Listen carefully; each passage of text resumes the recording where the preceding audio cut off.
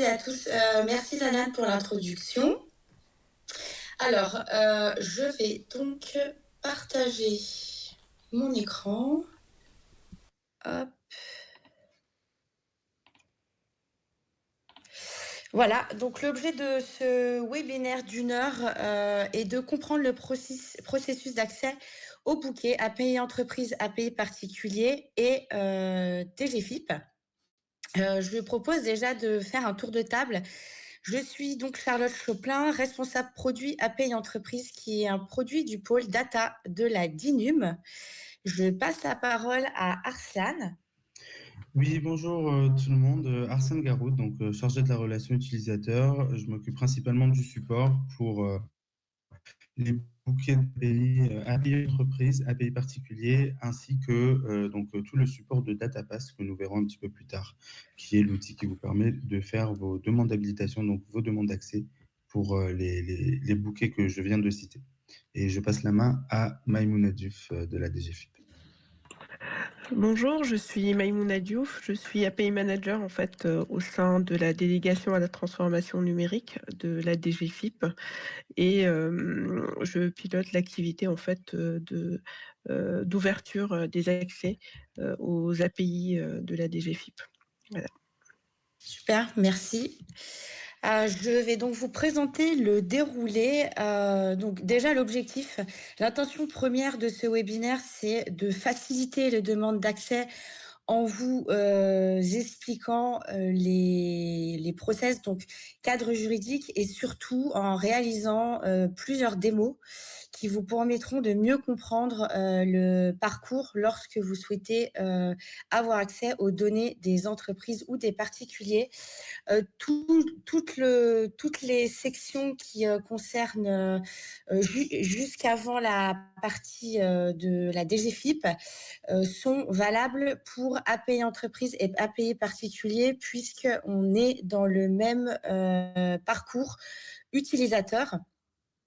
L'idée, c'est vraiment d'acculturer du coup les acteurs publics à réaliser une demande d'accès, que ça soit en direct via les sites internet qui sont concernés, ou même par exemple par des services d'État comme Démarche Simplifiée qui ont intégré aujourd'hui les API entreprises.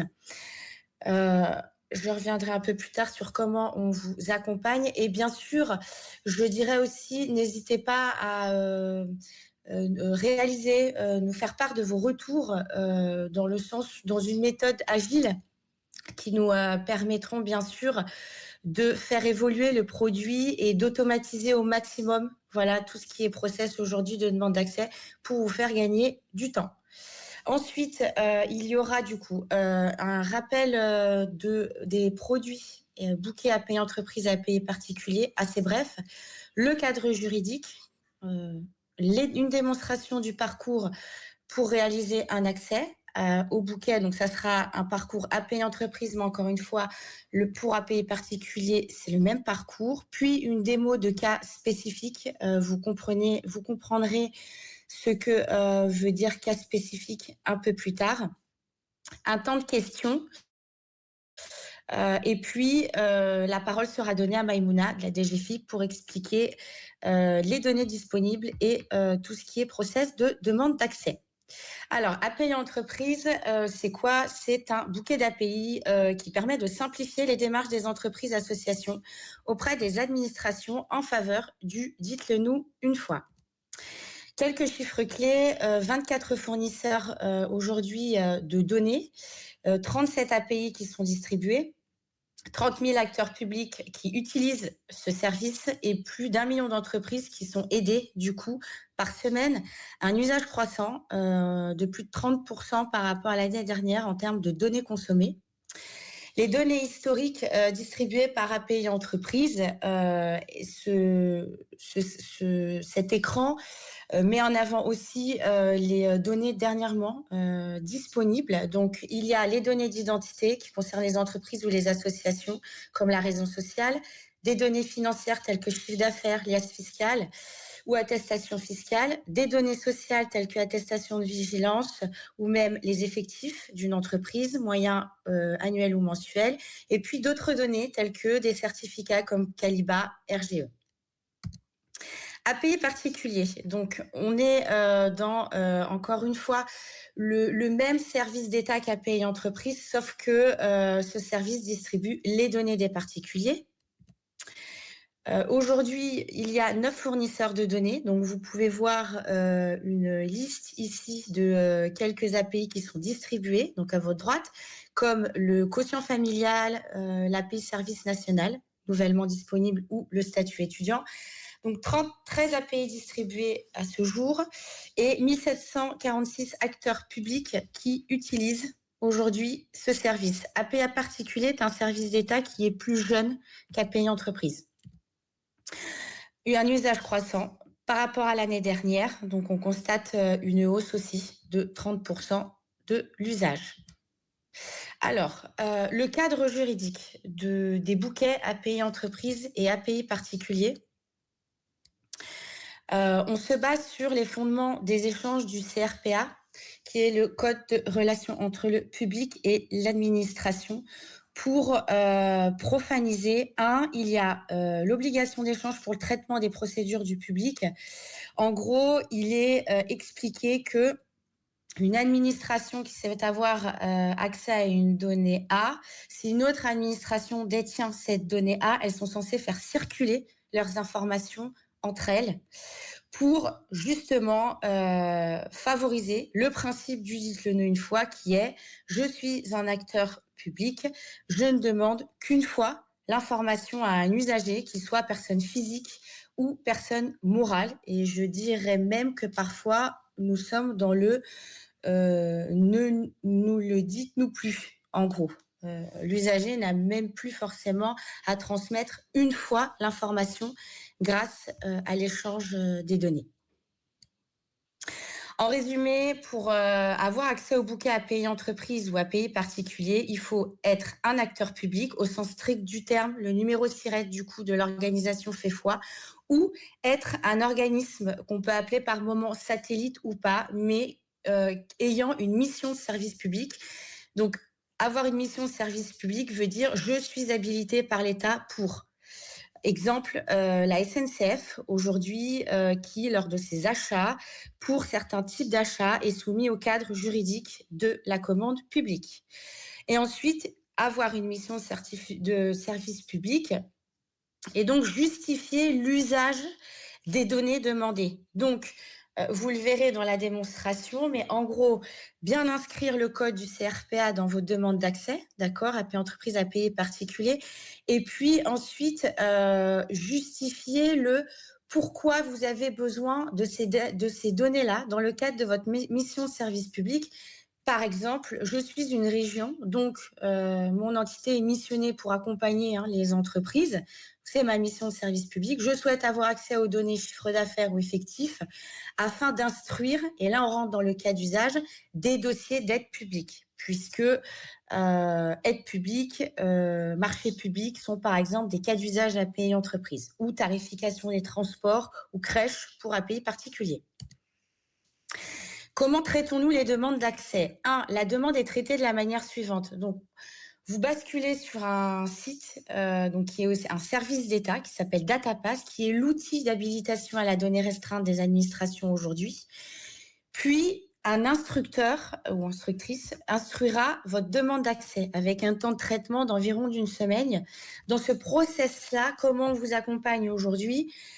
Humainement. On a un support qui est mis à disposition. Donc, si vous allez ici sur le site API entreprise, il y a donc là une FAQ et vous verrez que ici il y a l'adresse du support et puis donc une FAQ que là je partage dans laquelle aussi sont bien spécifiées beaucoup de réponses qu'il y aura aux questions que vous pouvez vous poser. Voilà.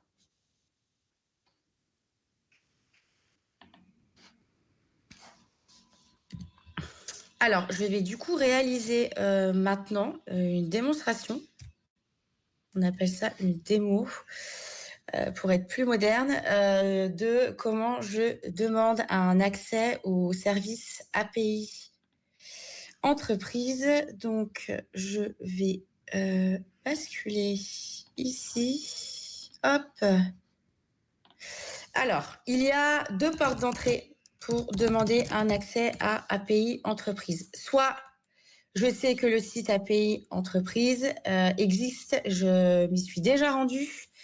Il est ici puisque par exemple, j'ai déjà consulté le catalogue de données, donc toutes les données disponibles. Et pour demander un accès, c'est donc ici.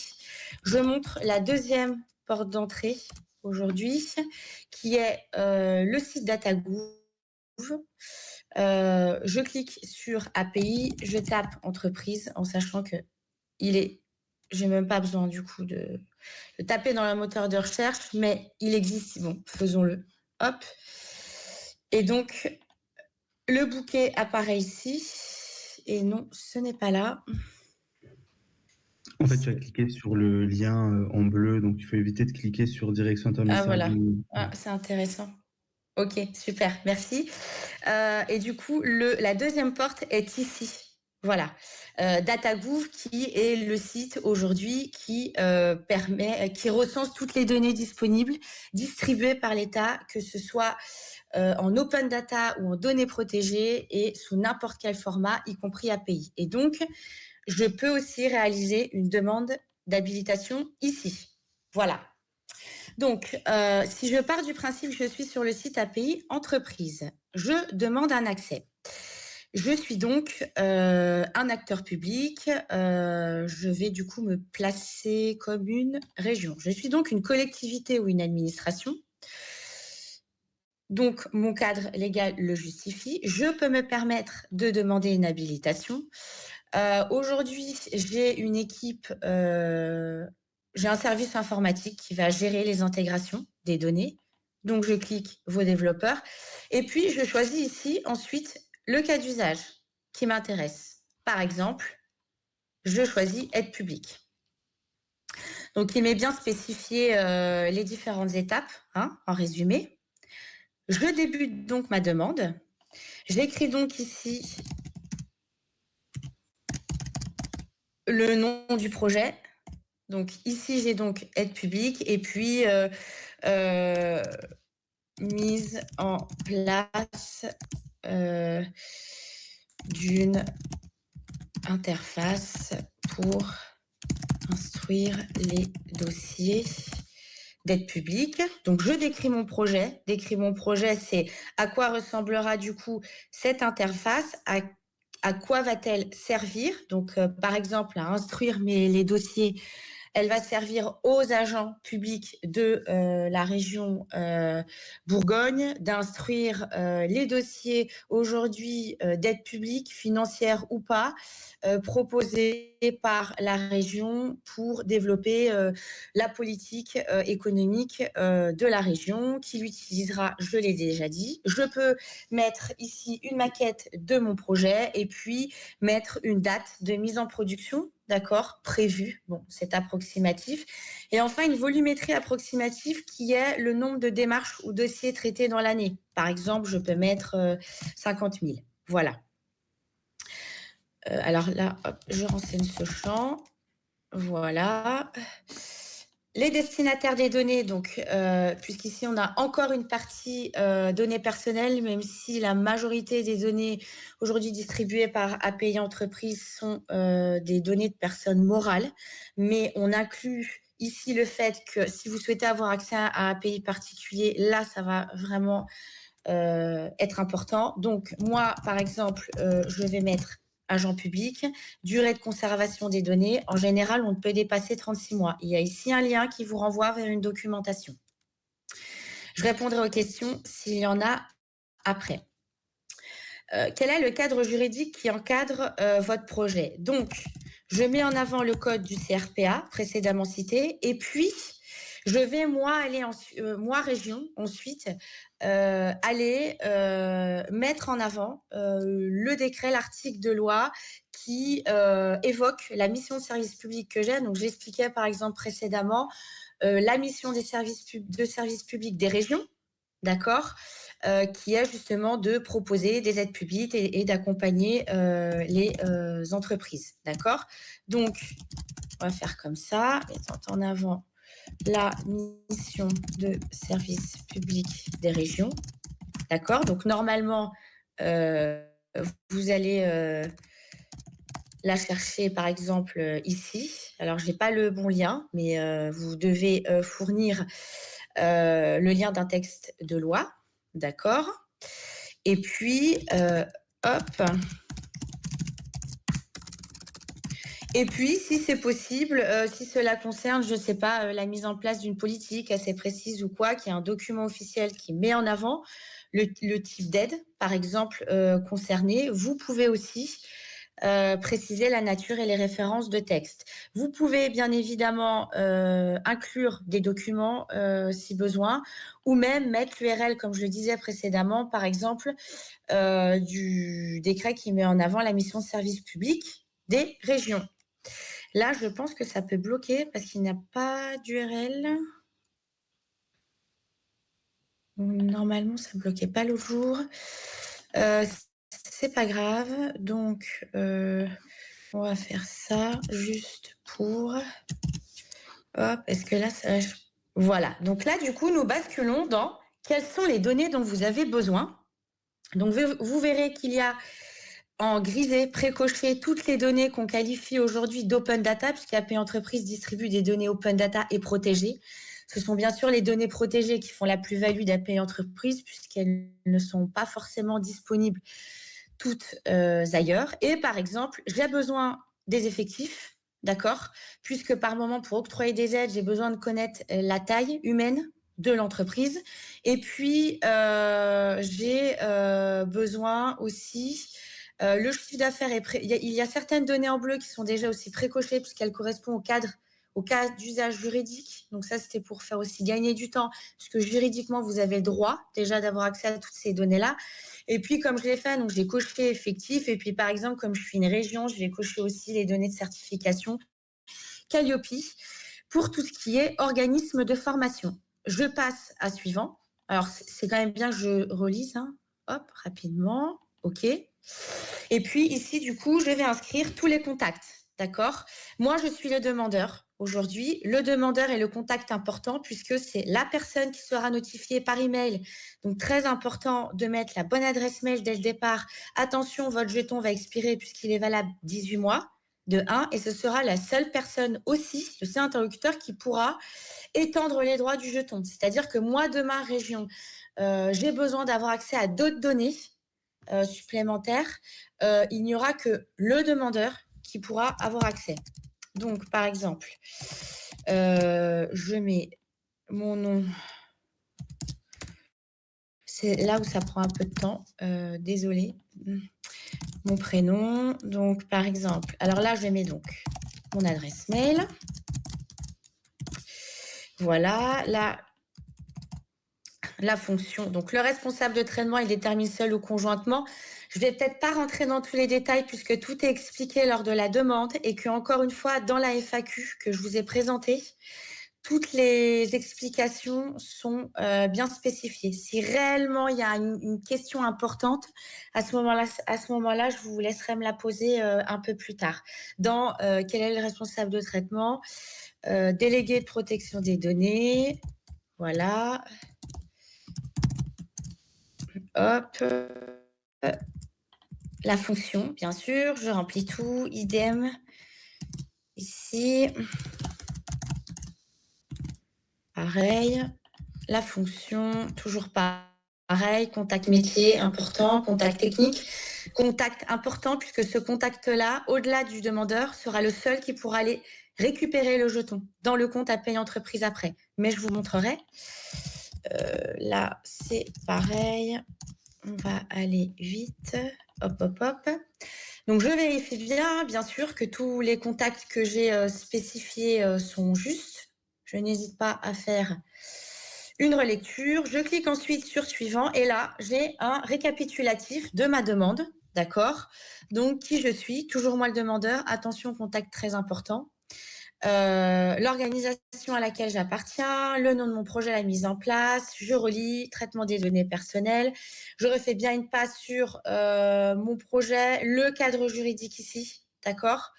Le lien, l'URL, les données que j'ai demandées. Donc, encore une fois, je recommande comme API particulier d'aller sur le catalogue des API puisqu'on a une documentation pour chaque API. Par exemple, là, extrait RNE nouvellement sorti, très riche, qu'elle soit métier ou technique. Donc, je vous invite aussi à aller la consulter avant de réaliser votre demande. Et puis, je prends connaissance des conditions générales qui sont spécifiées ici. Donc, en gros, on explique le service, les modalités d'usage, les engagements que moi j'ai à Région demain, quant à la distribution de la donnée à laquelle je vais avoir accès, d'accord? Et encore une fois, les rôles et engagements de la DINUM et bien sûr tous les cadres ensuite juridiques.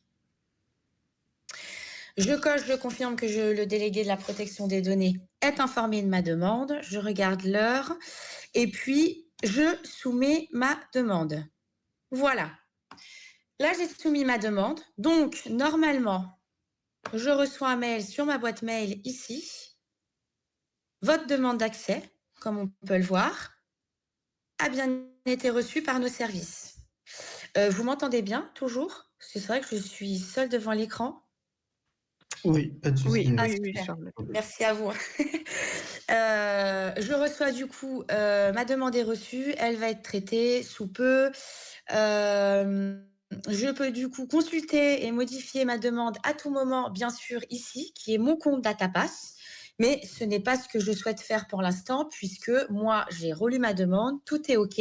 J'attends maintenant que côté API entreprise, elle soit instruite. Donc, je bascule côté API entreprise. Moi, Charlotte Choplin, je suis instructeur car j'ai les droits aujourd'hui. Donc ça, je consulte la demande. Donc, je vois la demande de la région réalisée du coup par moi-même.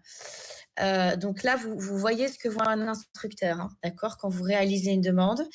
Et puis, j'ai du coup soit le choix de valider la demande, soit le choix de demander des modifications à vous, donc du coup à moi, la région, si je constate que le cadre juridique n'est pas clair, que certaines données ne sont pas juridiquement autorisées. Et du coup, je renvoie un message en disant, vous devez vous modifier votre demande. Ici, moi, du coup, je vais valider la demande. Voilà, du côté instructeur. Et du coup, on rebascule du côté, moi, Charles Choplin, je suis une région, la région Bourgogne.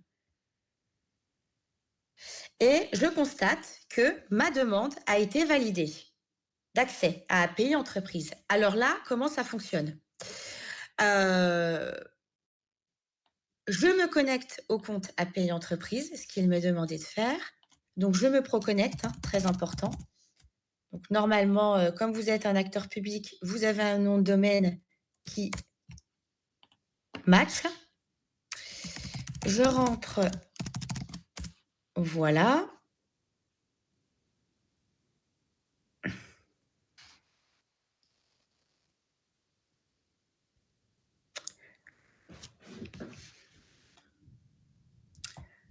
Ça rame un petit peu, j'ai pourtant une bonne connexion.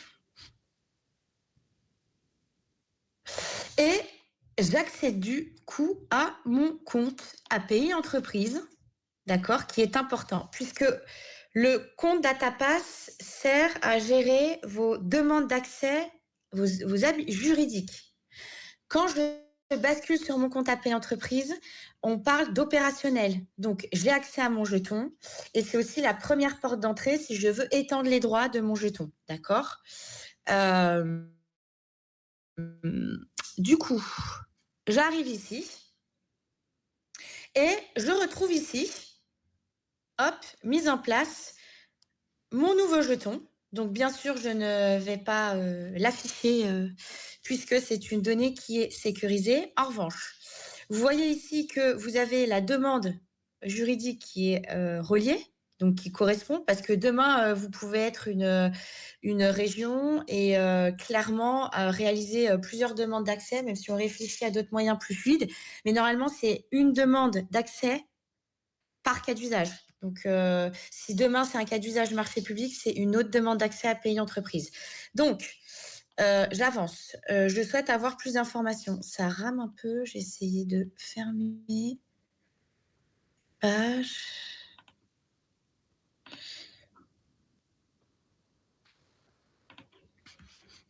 Ouais.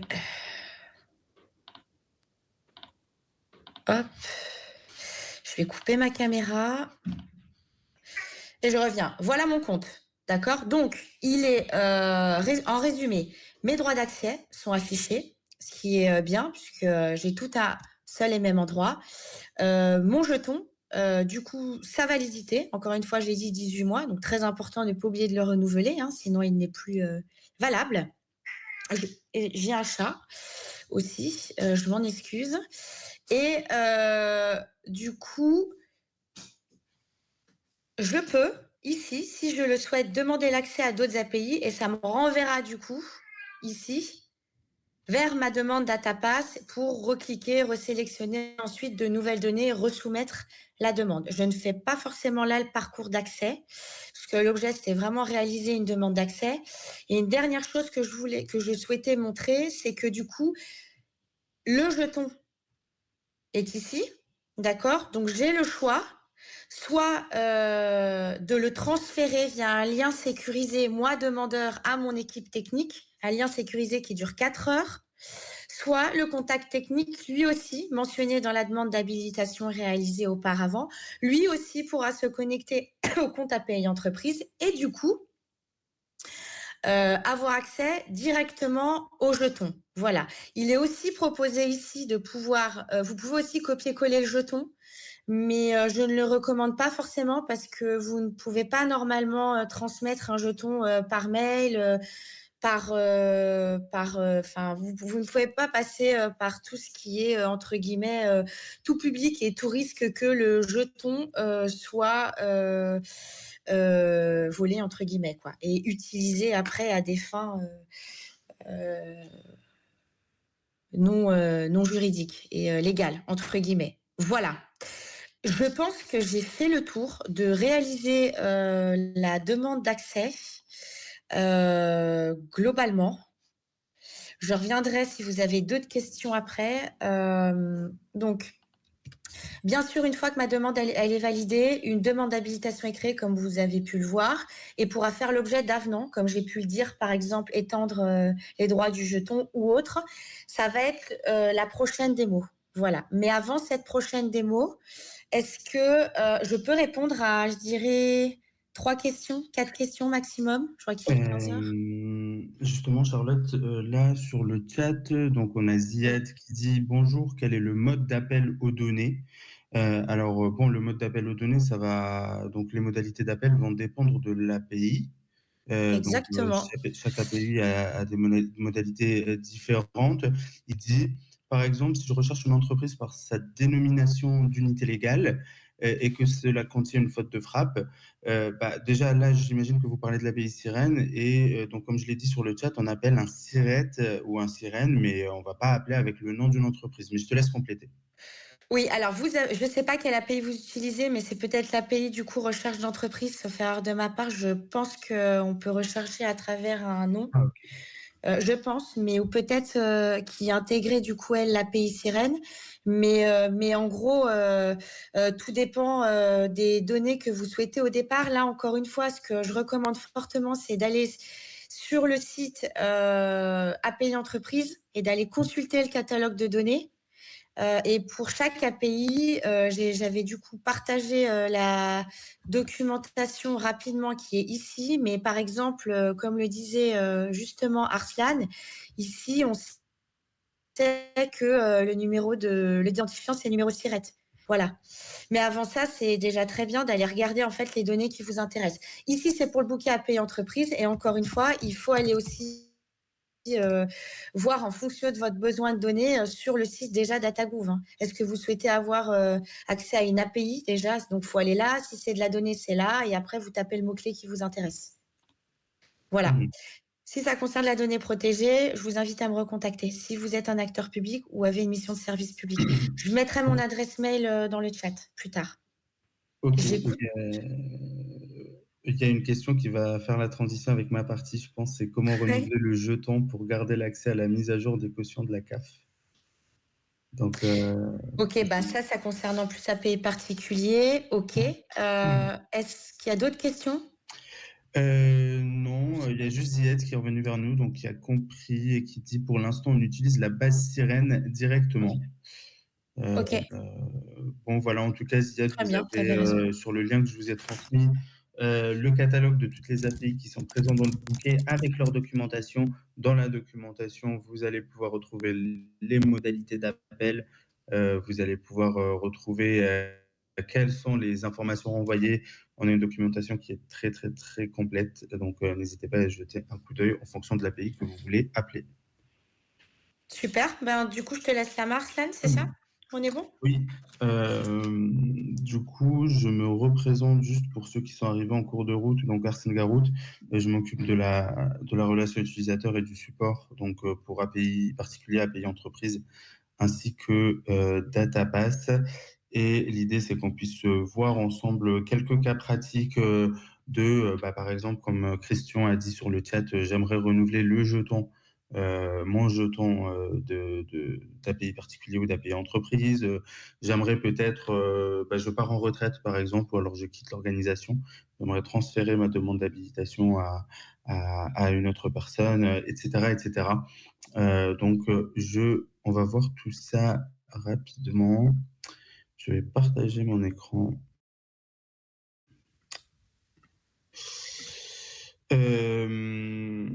Bon, alors, Charlotte a présenté tout à l'heure DataPass. Donc, normalement, là, vous aurez déjà un compte puisque vous aurez déjà demandé une demande d'habilitation.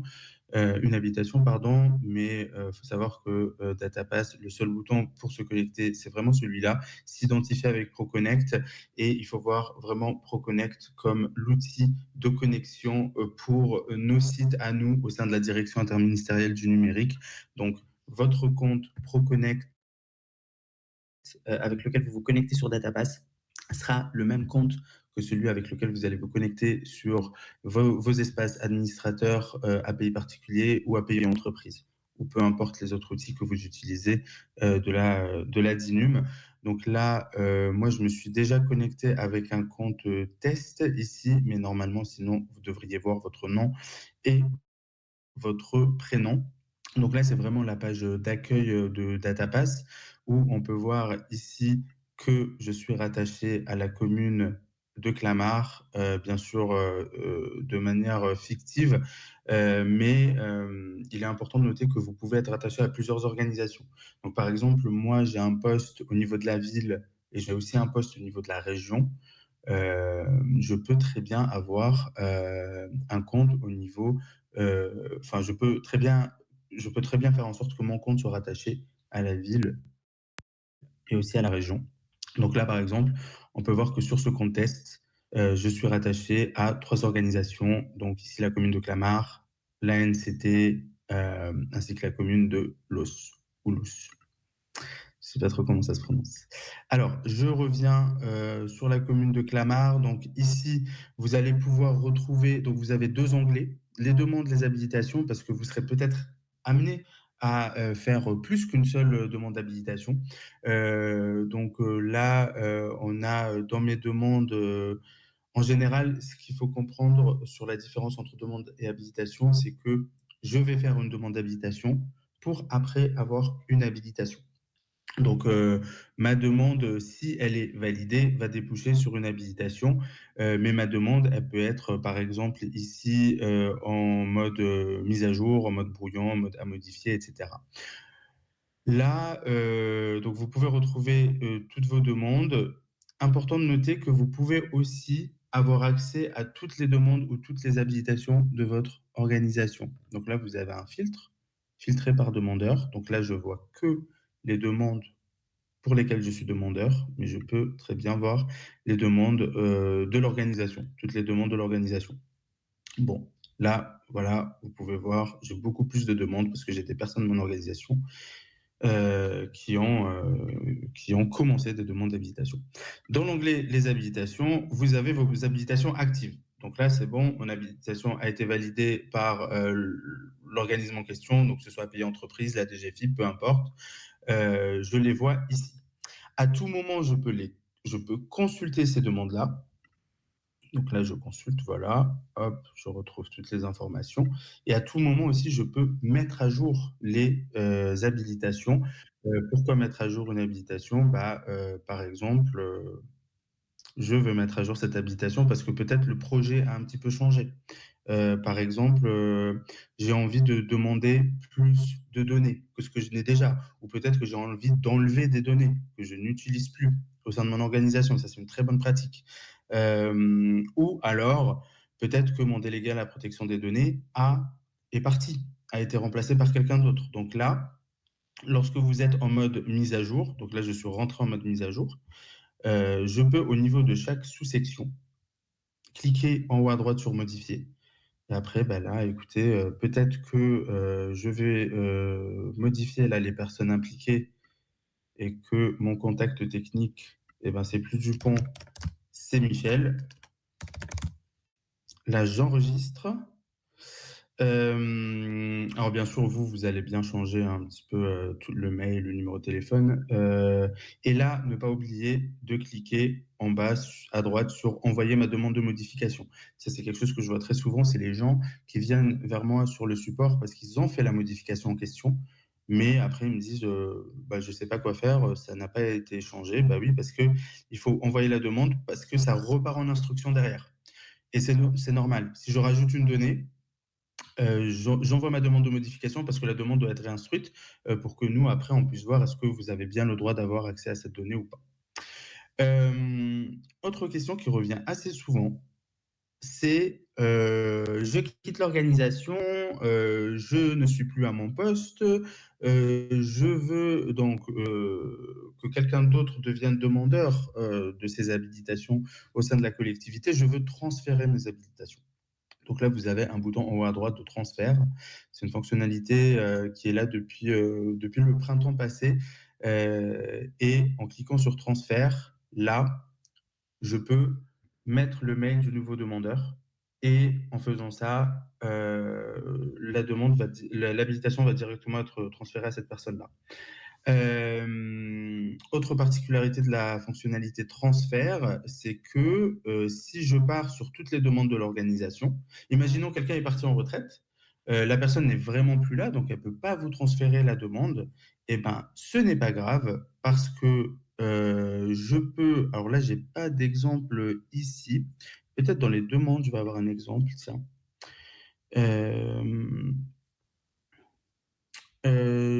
Oui, par exemple, celle-là. Donc là, je vois que c'est John Doe qui a créé cette demande d'habilitation. John Doe est parti en retraite, il est vraiment plus là, il peut pas me la transférer. C'est pas grave parce que en filtrant, comme je l'ai montré tout à l'heure, par toutes les demandes de l'organisation, je peux cliquer sur transférer et je peux me transférer directement la demande vers mon compte. Donc on peut vraiment faire au niveau des deux côtés. Donc ça, voilà, c'était pour toute la partie un petit peu modification, transfert. Maintenant, lorsque votre demande sera acceptée, pour API entreprise, API particulier, forcément, vous allez recevoir un jeton d'accès que vous allez donc donner à votre éditeur ou bien donner à votre développeur pour que vous puissiez récupérer cette donnée.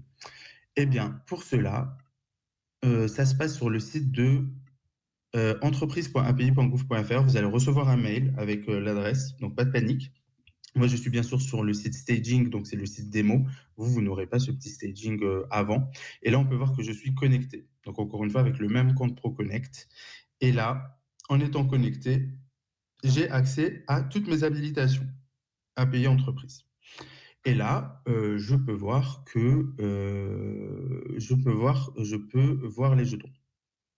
Donc là, par exemple, pour cette habilitation-là, outil de contrôle de conformité des titulaires de marché, donc ça c'est mon habilitation, j'ai un jeton API entreprise, bam, je peux avoir mon jeton d'accès. Le jeton d'accès, ne jamais l'envoyer par mail, c'est très très important pour des raisons de sécurité, il ne doit jamais être envoyé par mail. Si jamais il y a quelqu'un de votre organisation ou alors vous faites l'erreur, ce qui peut arriver, vous nous envoyez un mail, on procède au bannissement du jeton et on vous en fournit un nouveau. Parce qu'il suffit que vous ayez une petite brèche de sécurité, que des gens un petit peu mal intentionnés aient ce jeton, et puis c'est la catastrophe. Je peux, par contre, donc si vous voulez le transmettre, je peux copier le jeton et l'envoyer sur des moyens sécurisés, comme par exemple CHAP, que vous connaissez, j'imagine, un petit peu tous ici, ou alors transmettre les jetons en sécurité. Et là, c'est encore mieux, parce que je clique sur transmettre les jetons en sécurité, je mets l'adresse email de mon collègue et je lui envoie le jeton. Maintenant, pour répondre à votre question, Christian, si je ne dis pas de bêtises, donc là, vous allez recevoir des mails. Alors déjà, petite précision, ne faites pas attention à ces boutons « Utiliser le nouveau jeton ». Vous ne les aurez pas. Donc, faites abstraction vraiment de ces boutons-là. Donc, Christian, vous allez recevoir, ou peut-être que vous avez déjà reçu, puisque vous posez la question, les mails de voilà, mon jeton est expiré, avec des étapes à suivre. Ces mails-là partent de temps en temps dans les spams, et puis c'est une bonne pratique que de se connecter à son espace admin, en tout cas au moins une fois par an, pour aller voir l'état de son jeton. Et vous pouvez cliquer ici sur prolonger le jeton. Et là, lorsque je clique sur prolonger le jeton, votre jeton expire dans 26 jours. Il faut savoir qu'on peut le prolonger à peu près 3 mois avant expiration, et que le jeton a une durée de validité à chaque fois de 18 mois chez nous. Donc, il expirera dans tous les cas au bout de 18 mois. Donc là, votre jeton expire dans 26 jours. Afin de prolonger votre jeton, on a besoin de savoir si les conditions indiquées dans votre habilitation ont évolué. Je clique ici, compléter le formulaire de prolongation, et là, ça me ramène directement sur un formulaire à suivre. Donc oui, je suis toujours en charge. Cette habilitation a été attribuée pour la finalité suivante. Donc, est-ce que le projet est toujours le même ou pas? Voilà, je dis oui, le projet bénéficiant de cette habilitation a toujours la même finalité. Est-ce que les contacts ont changé? Contact métier, il a changé? Oui, non, a changé ou pas? Contact technique a changé ou pas? Donc, moi, je vais mettre que c'est valide, que c'est valide. Suite aux réponses indiquées, je déclare qu'aucune information n'a évolué. Je confirme. Et voilà, mon jeton a été prolongé pour 18 mois supplémentaires. Donc, je peux ici revenir sur l'espace administration. Donc, ça me renvoie vers les détails de mon habilitation, et je peux voir ici ce que Charlotte a montré tout à l'heure. Voilà. Donc, au niveau de la prolongation du jeton, j'ai fait le tour. Et puis, je crois qu'on a fait le tour. Alors, il y a 2 particularités qu'il me reste à voir. Si je veux transférer mon habilitation, c'est ce que j'avais montré tout à l'heure, ça marche pour toutes les API, sauf les API de la DGFiP. Donc, pour les API de la DGFiP, étant donné qu'il y a quelques process derrière qui sont un petit peu complexes, vous allez voir quelque chose comme alors, hop, vous allez voir quelque chose comme cela. Donc, il y aura bien le bouton, mais vous allez voir que la fonctionnalité de transfert n'est pas automatique pour l'API, par exemple, impôt particulier, ça peut être n'importe quelle API de la DGFiP. Et là, ce qu'il faudra faire, c'est qu'il va falloir contacter la DGFiP sur cette adresse mail. Je vais voir si je peux pas. Voilà, je la copie-colle, je la mettrai sur le chat. Il faudra les contacter pour leur dire, voilà, moi je quitte l'organisation, j'aimerais reprendre telle habilitation, et eux feront le nécessaire. D'accord? Et la deuxième particularité, c'est que très, très, très rarement, mais ça arrive, il y a des organisations qui changent de SIRET. Et dans le cas où les organisations changent de SIRET, il faudra nous contacter sur nos mails support pour qu'on puisse, par exemple, changer le SIRET ici, au niveau de votre habilitation. Et au préalable, ce qu'il faudra faire aussi, c'est bien sûr, ici, changer d'organisation. Il faudra vous rattacher à une nouvelle organisation, vous rattacher au nouveau SIRET, et après venir nous voir et nous dire, voilà, moi j'ai telle habilitation, est-ce que vous pouvez la mettre à jour et changer les informations. Voilà, donc je vais aller faire un petit tour sur le chat pour répondre aux questions, mais je ne sais pas si on a Je vais là... Ouais. Si, alors attends, parce que du coup, il est 18, je pense qu'à 20 grand maximum, il faudra qu'on laisse la parole à Maïmouna. Okay. Alors, du coup, Nicolas, qui est responsable produit de DataPass, est dans le chat. Donc, il a répondu déjà à Ok, certaines questions. Donc, je les passe. Il en reste, me semble-t-il, une. ok. Je vois dans les scrolls d'Arslan des données intéressantes si elles étaient consultables dans le cadre de lutte contre la fraude en ligne en temps réel ou a priori, je suppose que l'accès à ces données est toujours soumis à la notion de mission de service public. Bon, ça, je te laisse répondre, je pense. Oui, bah, en gros, pour avoir accès, encore une fois, au bouquet API entreprise ou API particulier, il faut être un acteur public ou justifier d'une mission de service public si on est un acteur privé. Vous me confirmez enfin une dernière question, mais ce n'est peut-être pas le meilleur. Excusez-moi, est-ce une possibilité d'utiliser France Connect ou le nouveau service a posteriori pour juste valider l'identité numérique d'une personne? Alors là, c'est pareil, l'usage de France Connect, c'est uniquement réservé aux acteurs publics ou privés ayant une mission de service public, non? Oui, exact. Oui, d'accord. J'étais en train de lire les questions. Donc, alors, tu peux me dire, c'est la question de qui, s'il te plaît? François. La question de François. Euh, Une dernière question, y a-t-il une possibilité d'utiliser France Connect, le nouveau service a posteriori, pour juste valider l'identité? Donc ça, c'est à voir directement avec France Connect. Je vais vous mettre le mail dans le chat de leur équipe. Il faut savoir que pour France Connect, il faut être normalement une administration. Après, rien ne vous empêche de les contacter pour voir ce qu'il est possible de faire. Dans vos démos, vous utilisez l'envoi d'un lien où la personne est obligée d'utiliser France Connect. Non, pas du tout. Dans la démo, j'ai utilisé un service qui s'appelle ProConnect, dont j'ai parlé, qui vous permet de vous connecter sur nos sites. Mais et ProConnect, vous pouvez vous créer un compte avec une organisation, peu importe, hein. Ça n'a rien à voir avec France Connect. Donc je vois que Nicolas.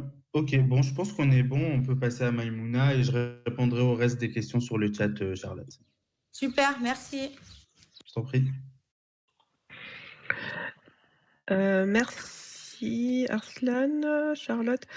Bon, j'ai pas accès au chat, donc pour les questions, je vous laisserai me les dire si on a à la fin de la présentation. Alors du coup, moi j'ai pas beaucoup de temps, je vais essayer d'aller vite. Je vais commencer par présenter les différents prérequis pour accéder aux API de la DGFiP et faire une démo rapide sans m'attarder sur les sujets, enfin sur les parties qui ont déjà été vues, parce que le formulaire DataPass, il a un peu la même structure pour un peu pour tout le monde. Je vais m'attarder sur les sujets spécifiques des GFIP. Je vais présenter mon écran. Hop. Oups.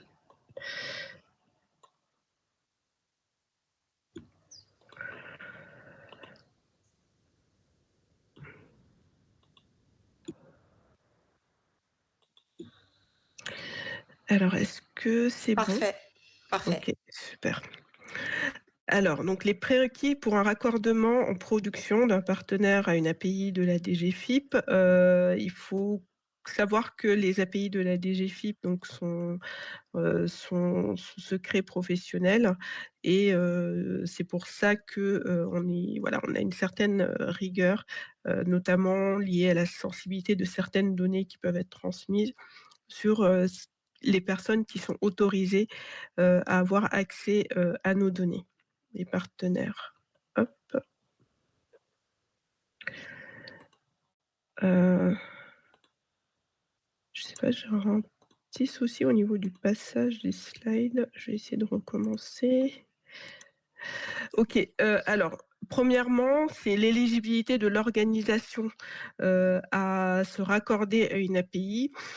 Comment cela se passe à notre niveau? C'est qu'on va, vérifier l'éligibilité non seulement de l'organisation en regardant, si c'est un organisme, autorisé, pour accéder à nos API et si ce n'est pas le cas, on va rejeter la demande. Les organismes autorisés, donc c'est essentiellement des administrations en fait, publiques et les seuls, établissements en fait privés autorisés actuellement sont les banques, qui notamment peuvent accéder à nos API pour, vérifier l'éligibilité, au livret d'épargne populaire qui est une obligation en fait, réglementaire et les éditeurs peuvent également, avoir un accès, mais uniquement en bac à sable pour, proposer des solutions notamment à certaines enfin aux collectivités. Donc du demandeur pour le demandeur, on va également vérifier que son organisation l'a bien, désigné pour, déposer une demande et pour ça, on va vous demander en fait, un justificatif pour lequel on vous envoie un modèle, donc une attestation employeur et une désignation signée, par, votre organisation. Un cadre juridique valide, donc il faut que, votre, demande, soit cadrée, par soit une loi, soit un décret, ou une délibération ou tout autre texte, juridique, qui permet notamment, la levée du secret fiscal en fait, sur ces données-là.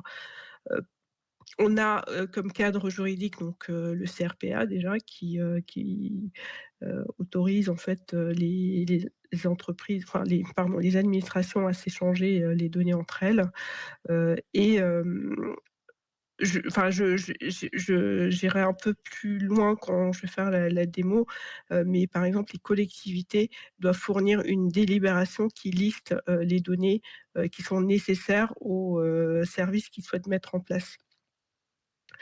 La sécurité du SI, donc en fait, la CNIL nous impose donc un certain, certaines choses en fait, pour, protéger, les données personnelles des usagers. Donc nous, au niveau de la DGFiP, on va vérifier que le SI qui va appeler l'API, dispose d'un niveau de sécurité suffisant. Donc ça va passer par une homologation de sécurité, pour les partenaires soumis au RGS, donc Règlement général de sécurité, donc ça concerne surtout les administrations, ou un questionnaire de sécurité qui va reprendre en fait les recommandations, de l'ANSSI, et qui sera analysé en interne, par, notre RSSI. Le respect du RGPD, donc le respect du RGPD, notamment, le principe de minimisation des données doit être, respecté.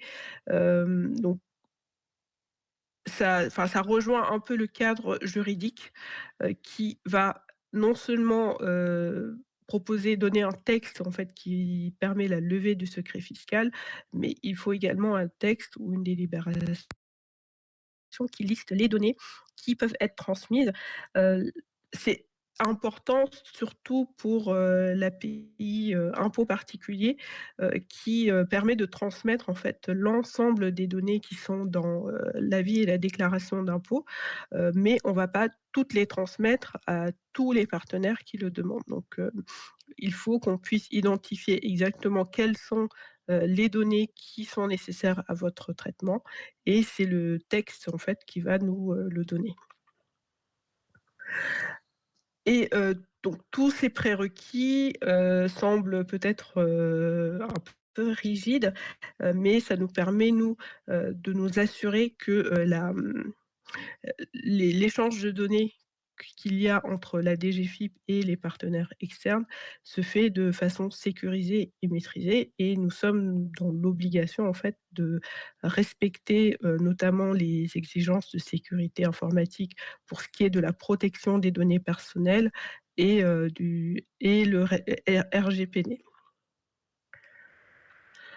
Je vais passer rapidement sur quelques chiffres, de partenaires raccordés, à nos API. On a on a 400 partenaires raccordés à nos API, pour plus de 700, demandes qu'on a traitées, depuis, l'ouverture, des API de la DGFiP et on compte, plus de 400 millions d'appels à nos API et avec plus de 100 millions d'appels, simplement en 2025. Donc là, ce que je vais faire, je vais arrêter, le par Ah oui, oui, oui, pardon. Donc là, on a, voilà, quelques partenaires qui consomment nos API actuellement, donc qui sont passés, par ce parcours. Le ministère de la Justice, la Ville de Paris, Lyon, Marseille, France Travail aussi, et des banques, comme la Société, Générale, le CIC, et on a aussi des régions et des organismes sociaux comme par exemple la CNAM. Alors, ce que je vais faire, je vais passer à la démo. Hop. Donc je vais faire une démo sur l'API qui est la plus, complète en termes de services proposés et de données aussi partagées. Donc ça va permettre de faire, d'avoir une bonne vue en fait, du parcours, utilisateur pour le raccordement à l'API. Donc l'API impôt particulier, elle est, France Connectée, donc ce qui veut dire qu'on peut l'appeler, via France Connect. Donc là, en fait, quand vous arrivez, sur, j'ai oublié le parcours avant. Donc pour la trouver, vous pouvez la trouver sur data.gouv, vous pouvez la rechercher ici, hop, et là, en fait, on a, toutes les API, qui sont là. On voit l'API impôt particulier, mais sur la page du ministère de l'économie, on va voir en fait toutes les API qui sont proposées. Donc la R2P, pour, les, données personnelles des usagers, Ficoba pour, les comptes bancaires, donc impôt particulier, pour les données fiscales, et SFIP qui est un courtier fonctionnel en fait qui permet, d'appeler plusieurs, API de façon transparente. Donc là, on va aller sur l'API impôt particulier. Ici, vous pouvez, avoir une description succincte. Donc je vais passer rapidement parce qu'on a déjà vu, tout ça. Vous pouvez accéder à la documentation et au Swagger, donc la documentation plus technique qui permet de savoir comment, appeler l'API, et à partir de ce lien, vous pouvez faire une demande d'habilitation. Donc voilà. Là, vous allez avoir le même parcours que l'API particulier, ce qui va, je vais passer, vous mener jusqu'au, DataPass. Donc ici, vous pouvez choisir les modalités d'accès, soit avec France Connect, soit avec le SPI. L'API impôt particulier, et on peut l'appeler uniquement avec le SPI. Attends, on nous dit dans le chat que l'image, elle est pixelisée. Je sais pas si Tanan, de ton Ah. côté, peut-être il faut que tu... Arsène, c'est déjà arrivé, il me semble, avec toi. Mais là, on voit plus rien, hein. Ouais, je pense que c'est des problèmes de connexion. Je sais pas si on a trop la main là-dessus, mais c'est bizarre que ça intervienne maintenant. Ouais, je confirme, Tana, ça doit être ta connexion parce que tu saccades un peu quand tu parles. Ok.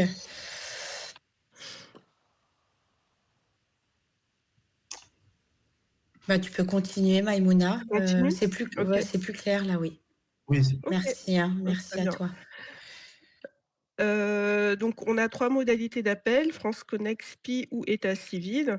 Mais état civil, on doit passer par le courtier SFIP. Donc ici, en fait, en cliquant ici, vous pouvez, accéder au formulaire SFIP. Pour France Connect, donc en fait, pour pouvoir, faire une demande d'accès, à l'API particulier via France Connect, vous devez d'abord, faire une demande d'habilitation France Connect, parce que dans le formulaire, on va vous demander, le numéro d'habilitation. Donc là, on va donc choisir un SPI.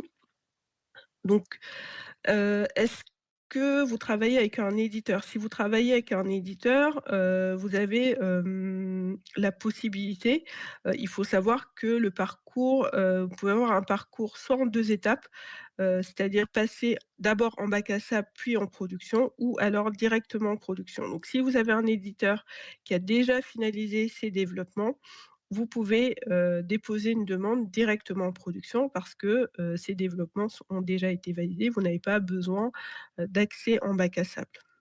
Donc là, je vais faire le parcours complet en disant que non, je n'ai pas d'éditeur. Donc là, vous avez les différents cas d'usage qui sont proposés pour, l'API impôt particulier. Donc ce sont, des services qui dépendent, des revenus, donc pour lesquels, les partenaires, les collectivités, par exemple, ont tendance à demander l'avis d'imposition. Donc, l'idée ici sera de simplifier, ces, services en appelant directement l'API sans avoir besoin, de demander l'avis d'imposition aux familles. Donc là, on va choisir la cantine scolaire. Et là, ça fait, donc comme ce qui avait été montré tout à l'heure, je ne vais pas forcément m'attarder. Ici, on a donc, en ayant choisi un cas d'usage défini, vous avez un pré-remplissage en fait, du projet. Donc ici, le nom du projet, dites-le nous une fois, cantine scolaire. Ce qui est important ici, c'est de renseigner vraiment une description complète de votre projet, c'est-à-dire à quoi, il va servir, qui va l'utiliser et surtout, comment il va fonctionner et quelles données, de quelles données vous allez avoir besoin et pour quel usage. Par exemple, j'ai besoin de calculer le tarif de la cantine scolaire des familles en donc pour cela, j'ai besoin, du RFR et du nombre de parts parce que, le calcul, du tarif dépend du quotient familial, donc qui a telle règle de calcul, donc RFR sur nombre de parts. Ça va nous permettre, nous, dans le cadre de l'instruction juridique, de bien, comprendre quelles sont, les données et d'identifier en fait, que, on respecte donc le principe de minimisation en vous envoyant uniquement les données dont vous avez besoin. Date de mise en production, donc il faut, mettre, une date assez réaliste, notamment, liée au temps de développement, mais aussi au temps d'instruction juridique chez nous. La volumétrie approximative, donc, c'est le nombre de dossiers que vous pensez traiter, dans l'année. Donc ça nous permet aussi, d'avoir une vision de ce qui se fait, grâce à nos API. Alors, comment seront traitées nos données personnelles? Donc là, ce qui est important, c'est de mettre les agents instructeurs, des demandes. Donc les CGU de l'API imposent que, uniquement ces agents, uniquement les agents instructeurs ont le droit de visualiser les données qui viennent de l'API. Donc ce sont des données qui ne doivent pas être affichées, à d'autres personnes que ceux qui instruisent les demandes. La durée de conservation, donc, pour le RGPD et par exemple, si vous mettez plus que ce qui est prévu, vous devez justifier pourquoi.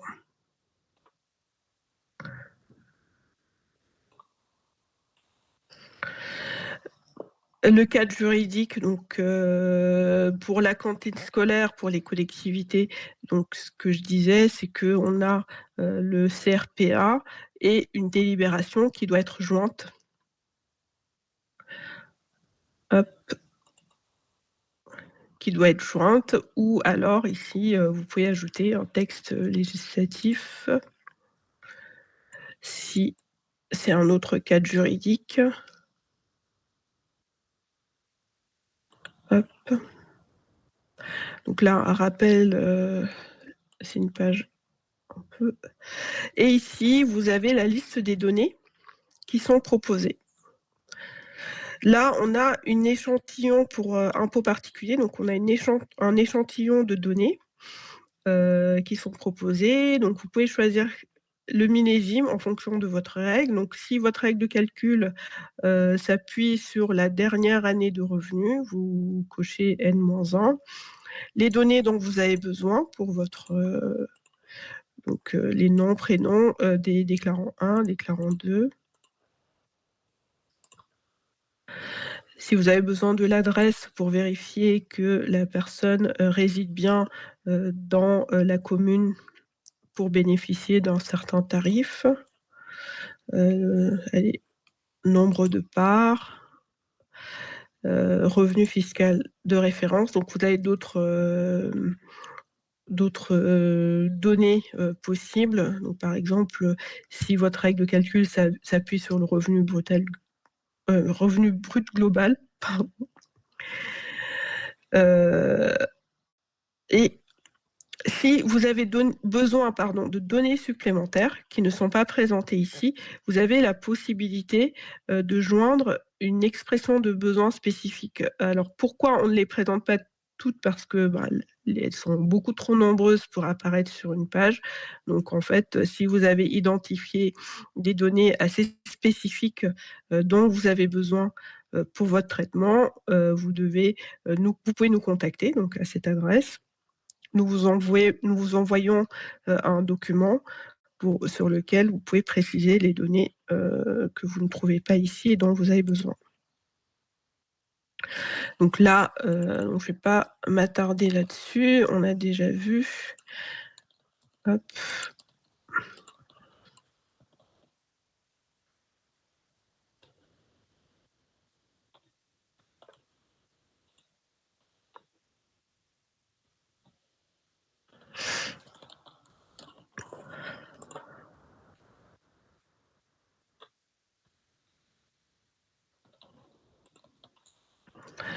Alors le contact technique, donc c'est la personne donc, qui va recevoir les informations de connexion à l'API.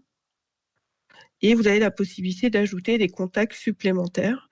Ce qu'il faut savoir et qui est très important ici, c'est que les adresses mail doivent être nominatives et professionnelles pour le demandeur et pour le responsable technique.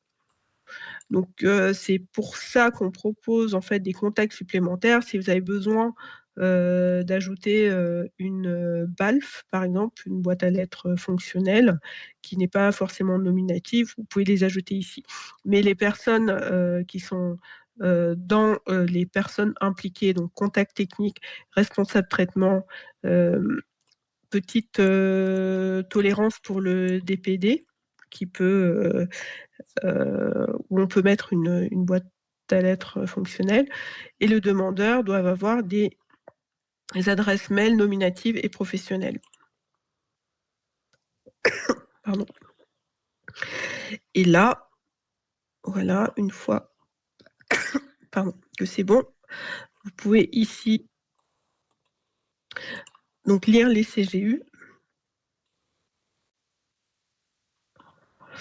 Et ce qui est très important, en fait, là je passe rapidement, mais juste ce qui est important à lire, c'est surtout les aspects sécurité pour les personnes qui ne sont pas forcément aguerries là-dessus, pour revoir en fait les exigences au niveau sécurité. Et vous pouvez soumettre la demande. Alors, une fois que c'est bon, ce que je vais faire, c'est que, hop, je vais la valider pour vous montrer ensuite le passage en production. Là, donc votre bac à sable est validé, donc vous pouvez réaliser vos tests avec l'aide soit de votre éditeur ou en tout cas de votre responsable technique. Et une fois que vos tests sont réalisés et que tout fonctionne, vous pouvez demander votre passage en production.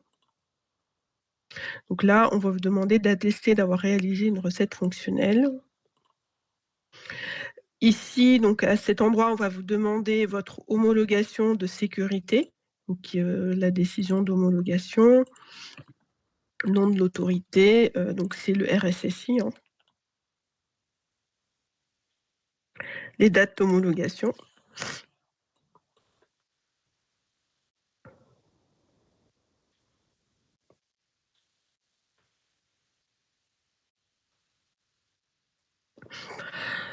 Quelle limitation de débit? Donc par défaut, on a 50 appels par minute qui est proposé, mais si vous voulez plus, vous devez nous apporter les justifications en fait, chiffrées. Donc la volumétrie par mois qui est prévue et cetera et ce sera analysé par nos équipes techniques pour vous acceptez plus que 50 appels par minute. Et là, vous pouvez soumettre votre demande. Hop, j'ai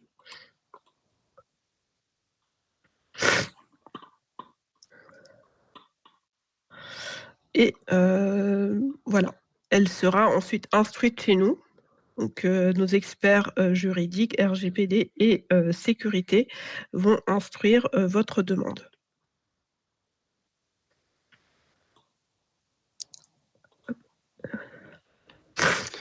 Pardon. OK, Mmh, super, merci.